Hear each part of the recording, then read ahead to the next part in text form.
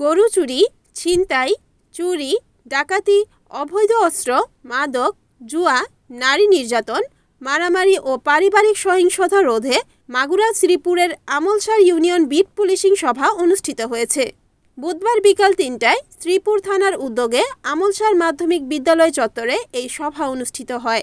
এ উপলক্ষে ২ নং আমলসার ইউনিয়নের প্যানেল চেয়ারম্যান মোহাম্মদ জয়নুল আবেদিনের সভাপতিত্বে এক আলোচনা সভায় প্রধান অতিথি হিসেবে উপস্থিত থেকে দিক নির্দেশনামূলক বক্তব্য রাখেন শ্রীপুর থানার অফিসার ইনচার্জ মোহাম্মদ শাহিন মিয়া।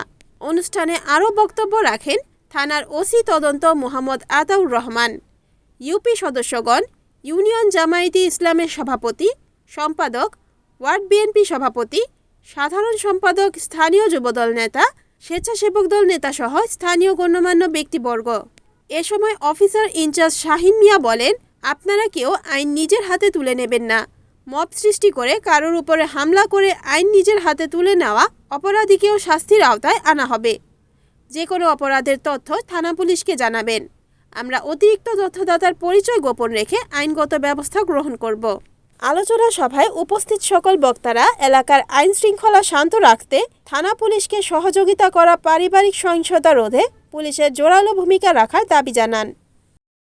রিপোর্ট বিকাশ বাছার, NNTV, মাগুরা।